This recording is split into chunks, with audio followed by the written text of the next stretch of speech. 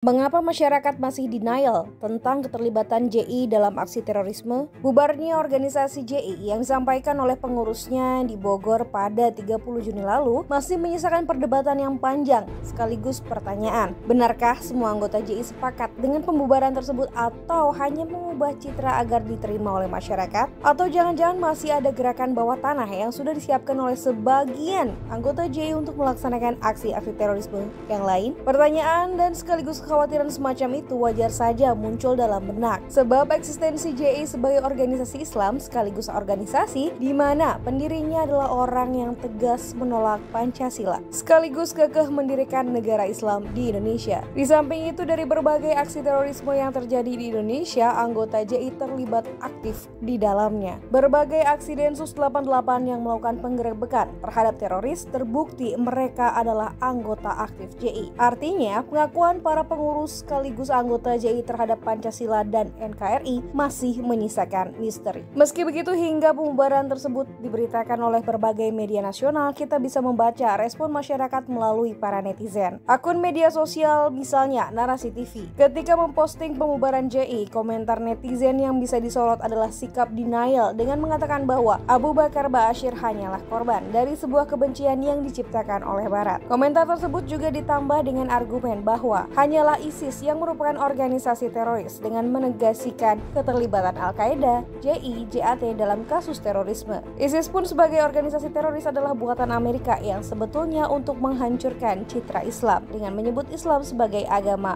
teroris. Lalu, mengapa masih ada sebagian kelompok masyarakat yang denial terhadap eksistensi JI yang terlibat dalam terorisme? Ada beberapa alasan yang melatar belakangi, diantaranya pertama, salah satu faktor mengapa aksi terorisme itu hadir adalah aksi kekerasan yang dilakukan oleh Barat, utamanya Israel, yang disponsori oleh Amerika kepada Palestina yang menciptakan solidaritas internasional di kalangan masyarakat Muslim. Masyarakat Muslim di negara mana yang tidak empati atas kejadian yang menimpa Palestina? Aksi solidaritas yang diusung oleh berbagai negara di dunia, termasuk Indonesia, merupakan bukti nyata bahwa kesengsaraan masyarakat Palestina adalah kesedihan masyarakat Muslim di seluruh dunia. Aksi solidaritas ini bisa dimanfaatkan oleh sebagian kelompok umat Muslim untuk melakukan balas dendam dengan kekerasan yang sama. Misalnya, pengeboman untuk melakukan balas dendam atas kesengsaraan yang dialami oleh masyarakat Muslim. Artinya, denial dengan kenyataan bahwa sebagian kelompok masyarakat mengartikan ayat suci Al-Quran untuk membunuh sesama manusia adalah sebuah kebodohan. Kedua, Abdullah Sungkar adalah pendiri JI, sekaligus bersama Abu Bakar Ba'asyir dan kawan-kawannya mendirikan Pondok Pesantren Al-Mu'min. Dua tokoh ini diakui oleh sejarah adalah orang yang menolak secara keras terhadap Pancasila, sekaligus memiliki ambisi untuk mendirikan negara Islam di Indonesia. Pada masa Orde Baru, Abdullah Sungkar dan Abu Bakar Ba'asyir kabur ke Malaysia karena pada waktu itu iklim sosial sangat represif terhadap kelompok-kelompok yang bertentangan dengan pemerintah. Disinilah proses keduanya dimulai dengan melakukan jejaring bersama kelompok jihadis internasional, sekaligus menjadi bekal untuk memfasilitasi pengiriman mujahid asal Indonesia untuk belajar strategi kemiliteran ke Afghanistan agar menjadi bekal jihad di Indonesia. Adanya Pondok Pesantren Al-Mu'min yang diasuhnya menjadi jembatan yang sangat mudah bagi Abu Bakar Ba'asyir untuk mencari kader yang potensial, memiliki kecerdasan agama, kemudian dikirim ke Afghanistan untuk menjadi jihadis. Sampai di sini menjadi jelas bahwa Abdullah Sungkar dan Abu Bakar Ba'asyir adalah salah satu otak terorisme di Indonesia. Ketiga, jamaah Islam yang bertanggung jawab atas kejadian aksi terorisme besar di Indonesia, seperti pengeboman gereja pada tahun 2000 silam yang menewaskan 18 orang, aksi bom Bali 2 yang menewaskan 202 orang, bom di Hotel Joy Marriott, bom di Kedutaan Besar Australia pada September 2004, dan beberapa aksi teror lainnya. Sebagai masyarakat yang masih denial tentang keterlibatan JI pada aksi terorisme, bisa jadi karena kebencian yang besar terhadap negara Barat yang selama ini menjadi sponsor atas kesengsaraan yang dialami oleh masyarakat Muslim. Meski demikian, kita tidak boleh menutup mata sekaligus menyangkal bahwa JI adalah organisasi teroris di Indonesia dengan berbagai fakta yang sudah dikemukakan tersebut. Wallahu a'lam.